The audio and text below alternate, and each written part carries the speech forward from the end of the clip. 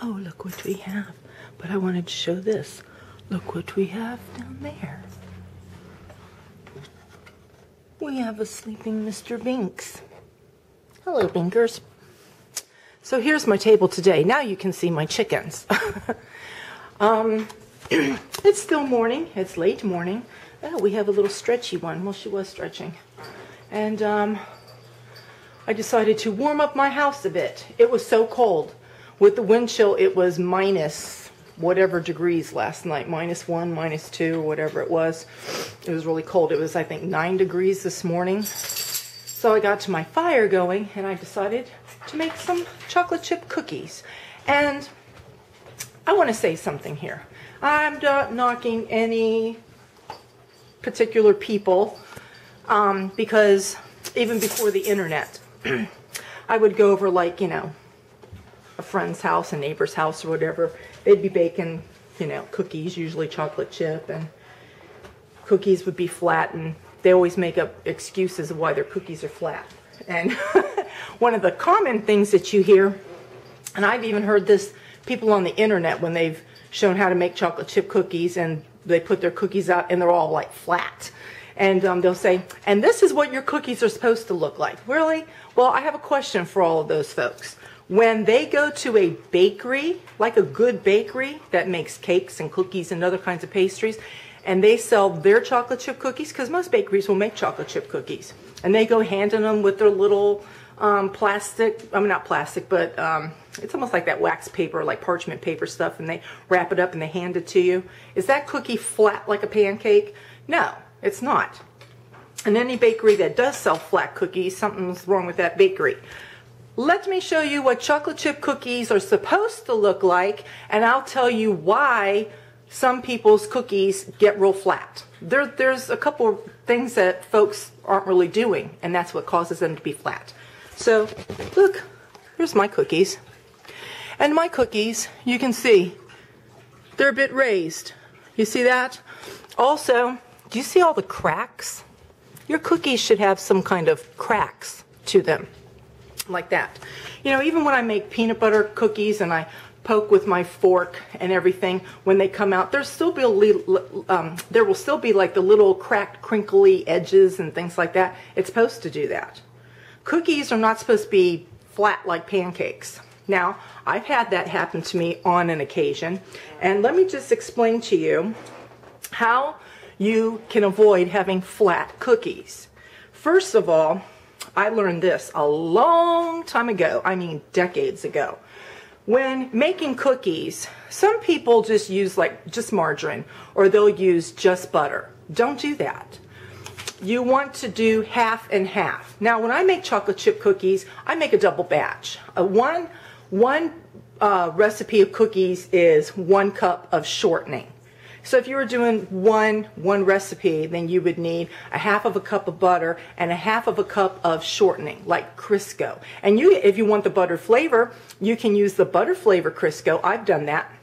But normally, I just use the Crisco, the white Crisco in the blue can. I made a double recipe. I do that all the time because with my kids and everything. So I'm using 1 cup of butter and 1 cup of Crisco because I'm doubling. But that's the key. Half butter, half shortening. The other thing is, if you don't have enough flour, that's another reason that they'll go flat. You need the flour. And I've done that when I've been baking, and maybe I've been like in a rush and I'm just trying to throw cookies together. And you know how sometimes you can miscount how much, you know, flour you were putting in? With the double recipe, I need 4.5 cups of flour, because one recipe calls for 2 1/4 cups. So doubling, then I get the 4.5.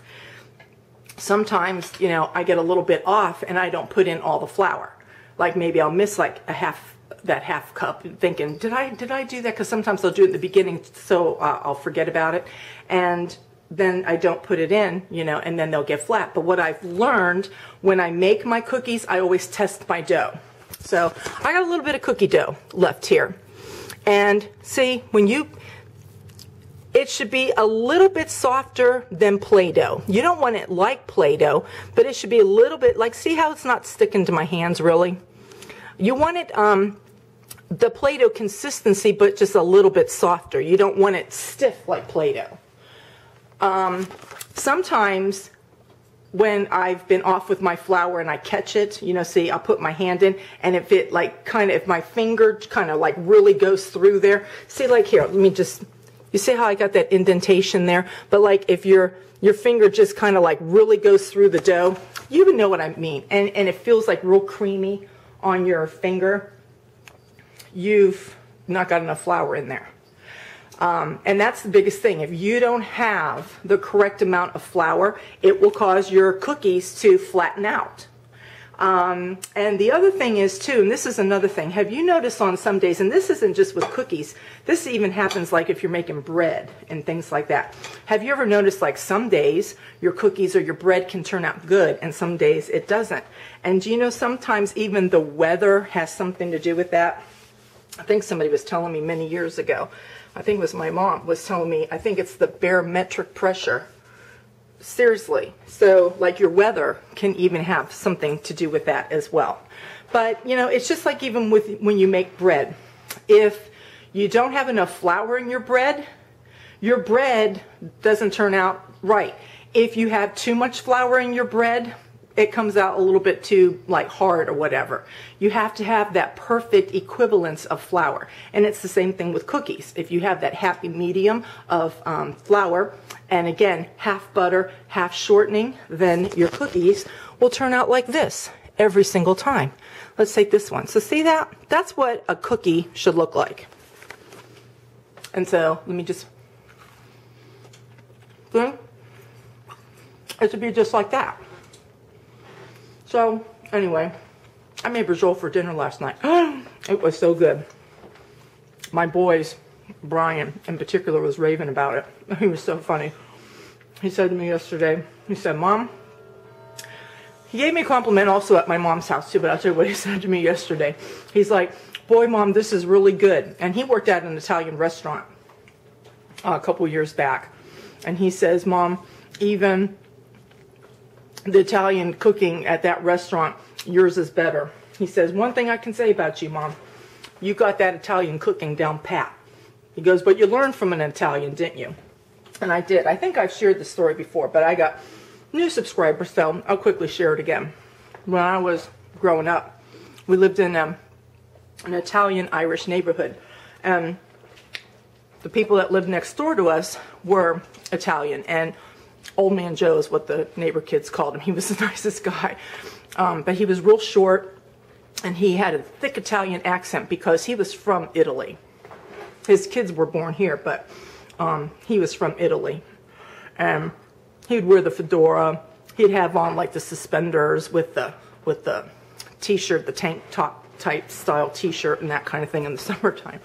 And across the street from us was Rose and Joe. And Rose,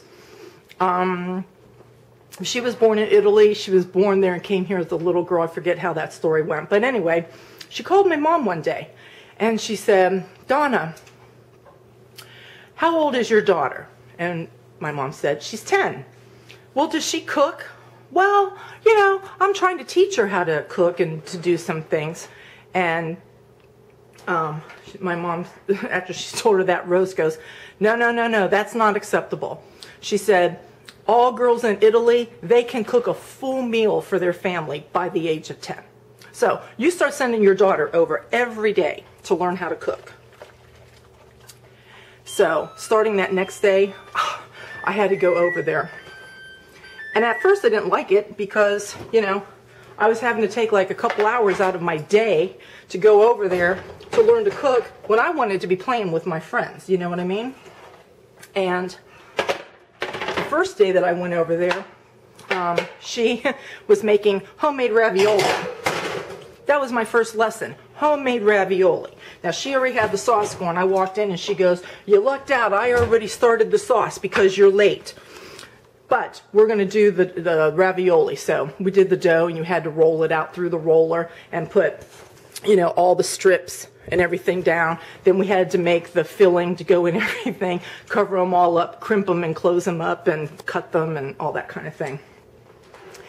And to this day, I can tell you, I think I made homemade ravioli one time when I was living in Virginia. I don't know, we've been married 5-7 years, something like that. And I thought, you know what? I haven't made those homemade raviolis in a long time. I think I'm going to make homemade ravioli. And I forgot all the work that went into it. And I said, forget it, I'll just buy it. Homemade ravioli, I can make it. I'll just buy it because it is a lot of work. But that was my first lesson. And it's really funny. And my brother and my sister-in-law, they watched this video. And of course, my son Brian made this comment while we were at my mom's, and my sister-in-law probably heard it. And it's no offense to her dad. Her dad's Italian, and her dad can cook really, really good. And he made sauce when we were there when my father passed away.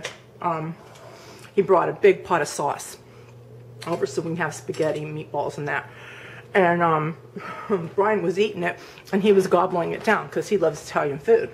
And he says to me, I was sitting next to him, but everybody else was sitting at the table too. That's why I said I think everybody heard. But he goes, this sauce is really good. He goes, but Mom, I like your sweet sauce. And I do the sweet sauce most often because that's what my family prefers. But I've done a spicy sauce. I've done just, you know, regular marinara sauce. I could do fettuccine sauce, the butter and wine sauce. I could do all kinds of sauces. But they like the sweeter sauce more than anything. And so, but Brian, he did say it again, even at the table. After he says, I like your sweet sauce, he goes, that's one thing about you, Mom. You got that Italian cooking down pat. So, anyway, yesterday, Brian, that's what he says to me. He says, you cook really good, Mom, but I think your specialty is anything Italian. I can cook really about anything Italian, but there's a few things that I can't cook because I refuse to cook it. And that's why I never learned how to cook it. But that's like, you know, mussels and calamari. I don't know how it's made. I just don't eat that stuff. I don't like seafood. So I won't make none of that stuff. I leave the fish stuff to Harry. But anyway, my brajol, it turned out really good. And there's a little bit of leftovers. I'm sure Brian will probably eat that for a snack. And after I get done doing my cookies, my house is clean. I have nothing to do. The only thing that I have to do is I have to clean the 2 bathrooms upstairs, but I usually do that on Saturday. See, my fire's going there. I do want to go out and check my wood. I think I might have to stock up my wood a little bit. So I'll do that. I just thought of something else.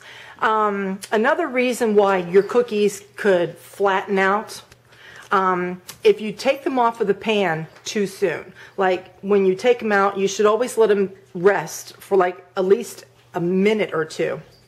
Sometimes people take it out and they immediately want to start taking the cookies off, or they'll just let it set for maybe 30 seconds to a minute and then start taking them off. If you go to take off your cookies, they look like they're raised a little bit, but then when you lift them off and put them on the counter, and then you see them kind of like deflate a little bit. Again, it could be that you don't have enough flour, or if you didn't put like shortening in there with your butter. It could be one of those reasons too. I would suggest letting your cookies completely cool on the pan. Then take them off and, you know, set them over on a cookie racker. I just put mine on the counter. And, you know, then go ahead and load your pan back up with the next round of cookies for the oven.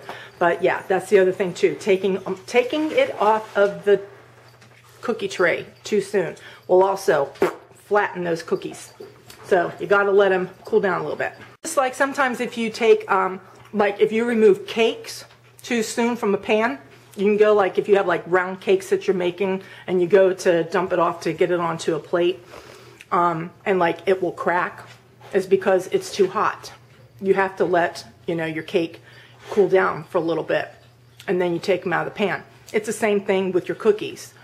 When they're, you know, piping hot from the oven, you can't take them off. You got to let them rest. I try to let mine sit for a good like 2 minutes. You know, sometimes a little longer, but at least a good 2 minutes.